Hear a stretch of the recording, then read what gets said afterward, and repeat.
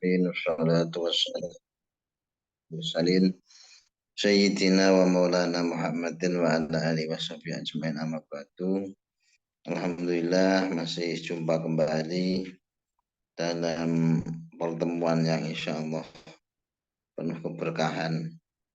Semoga Allah senantiasa menjaga keistiqomahan kita sampai nanti akhirnya selesai ini pengajian kitab ini sampai khatam. Syukur-syukur bisa nambah lagi, nyambung lagi.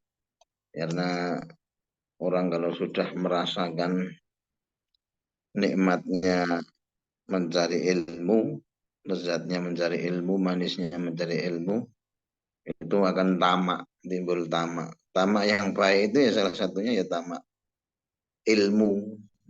Beda dengan orang yang kona'ah ngaji. Udah cukup mau selesai dulu ngajinya, mau istirahat. Nah itu yang bahaya. Jadi kita perlu tamak dalam mencari ilmu. Sampai kepada bab yang ke-16 tentang keutamaan berzakat. Di zakat itu menjadi petunjuk, menjadi dalil atas keimanan orang yang melaksanakan zakat itu. Burhan ya, menjadi bukti bahwa orang yang beriman itu salah satunya dengan mengeluarkan zakat ketika dia sudah mencapai nisabnya. Beda dengan orang-orang munafik nggak mau dia mengeluarkan zakat. Karena apa? Karena dia munafik itu kan hanya seolah-olah dia menjadi orang yang berislam, tapi etikotnya dia tidak cocok dengan apa yang ada di lahirnya, di dohirnya. Dia tidak mau. Nabi mengatakan zakatu kontorotul Islam. Jadi zakat adalah suatu jembatan menuju Islam ya, Islam yang sempurna. Supaya sempurna ya kita laksanakan zakat itu. Wa qala sallallahu alaihi wasallam az-zakatu tuhrul iman. Zakat adalah mensucikan keimanan kita. Karena dalam sabda yang lain la yaqbalullahul imana illa bizakat. Tidaklah akan diterima oleh Allah Subhanahu wa taala iman seseorang itu kecuali dia mau berzakat. Dengan syarat tentu dalam keadaan yang mampu, dia keadaan normal. Karena zakat itu sekali lagi merupakan bukti atau pertanda bahwa dia itu imannya adalah iman yang murni. Wala imana liman la zakatalah. Dan tidaklah iman itu diterima kecuali orang itu mau berzakat. Qala sallallahu alaihi wasallam hasinu amwalakum bizakati ai bi ikhrajiha. Kata Nabi, jagalah itu bentengilah harta-hartamu bizakati dengan mengeluarkan zakat. Ai bi ikhrajiha maksudnya dengan mengeluarkan zakat. Jadi ada zakat mal itu ya. Manakala dia sudah sampai nisab, sampai haul misalkan, itu ada perhitungan sendiri. Jadi kita hitung, kita kalkulasi, kemudian kita keluarkan, kita berikan kepada yang berhak. Itu kita suruh bentengi dari menguapnya harta kita dengan zakat itu. Sebenarnya kalau kita pahami filosofi zakat dengan benar, maka kita akan enteng saja mengeluarkan zakat.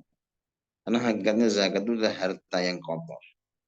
Ya, kotoran yang ikut ke bawah di saku kita.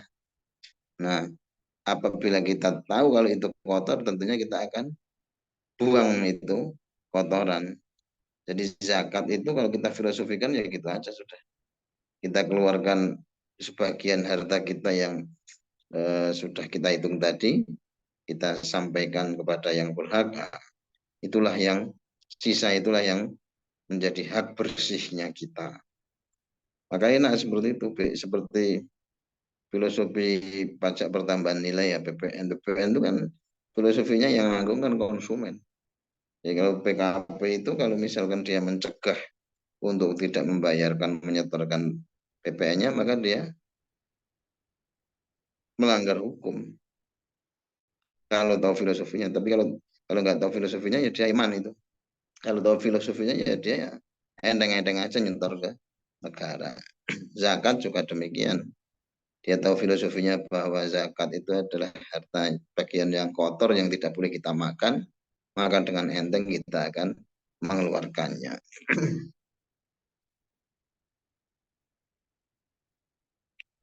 Fama talifu malun fi barrin wala bahrin ilamin biman tidak akan hancur, tidak akan menguap harta yang ada di daratan ataupun yang ada di lautan, kecuali harta itu akan hancur atau hangus dengan mencegah daripada melaksanakan zakat. Nah itu. Jadi kadang yang cuma seberapa persen daripada zakat itu, ketika kita tidak laksanakan, maka dia akan membakar. Membakar yang 97,5% yang lain. Maka sayang sebenarnya kalau kita tahu filosofinya kok kita melanggar. Wadawu marlokum bisodakoti, kata Nabi, dan obatilah orang yang sakit di antara kalian bisodakoti dengan sodakoh. Fa'innaha anfa'u minad dawa'i.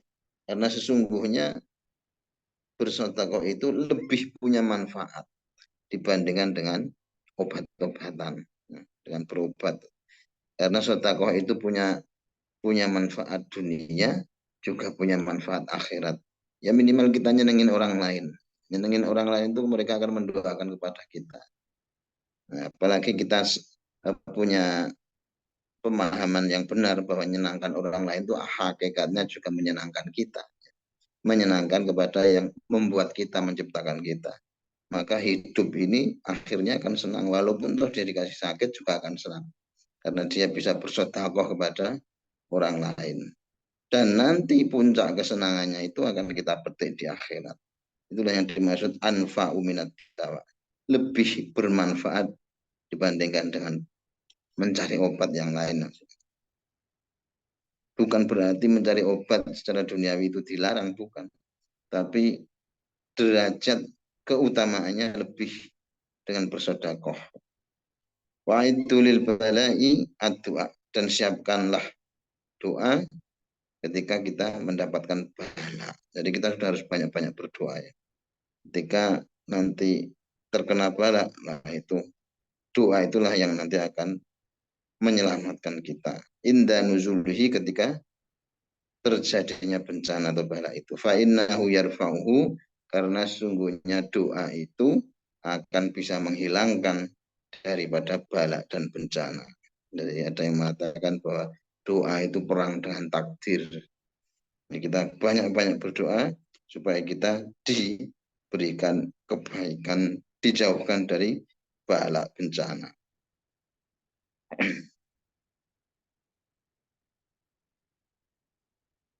Wa qala sallallahu alaihi wasallam ma halaka malun fi barrin wala bahrin illa biman izzakati. Seperti disampaikan tadi dalam riwayat yang lain, Nabi mengatakan ma halaka malun, tidaklah akan hancur atau binasa harta itu fi barin, baik harta itu ada di daratan wala bahrin maupun di lautan, illa biman izzakati, kecuali dengan mencegah untuk melaksanakan zakat.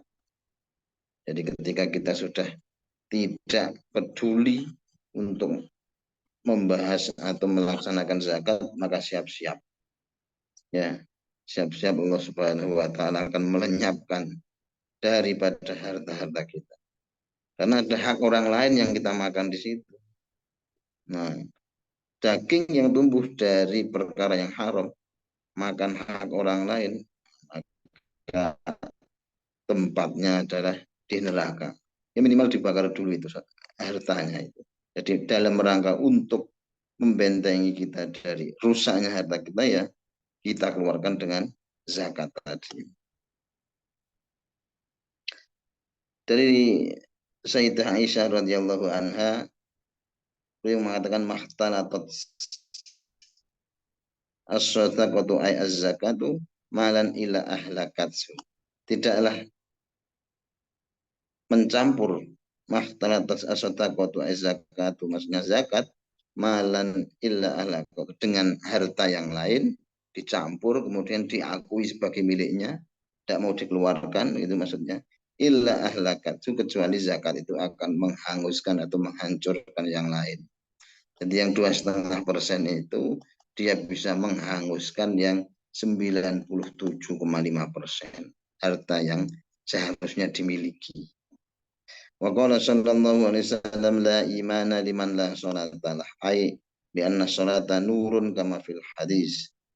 Kata Nabi, tidaklah orang itu dianggap sholat liman la zakata lahu, bagi orang yang tidak mau mengeluarkan zakat, kan? Tidak mau mengeluarkan zakat tidak direken sempurna itu sholat. La sholata wala sholata liman la zakata lahu. Tidaklah sempurna sholat seseorang yang tidak mau mengeluarkan zakat. As-sholatu wa ita'uz zakah wa man lam yuzakki fala sholatalah. Barang siapa yang tidak mau berzakat, maka tidaklah sholatnya dihitung sebagai sholat yang sempurna. Dalam riwayat Imam Muslim mengatakan, man aqama sholata wa lam yu'tiz zakata falaisa bi muslimin yanfa'uhu amalu. Barang siapa yang mendirikan sholat tapi dia tidak mau berzakat, falaisa bi muslimin yanfa'uhu amaluhu, maka amalnya yang banyak selama ini, sholatnya dan sebagainya, tidaklah akan bermanfaat baginya. Jadi satu sama lain rukun Islam itu saling menguatkan, mengokohkan satu sama lain. Ibaratnya rantai, nggak boleh lepas satu-satu itu. Kalau sudah lepas satu-satu ya gugur imannya. Jadi sholat pun juga tetap diiringi dengan mengerjakan zakat. Wa qala Nabi sallallahu alaihi wasallam tahiru amwalakum bizakat.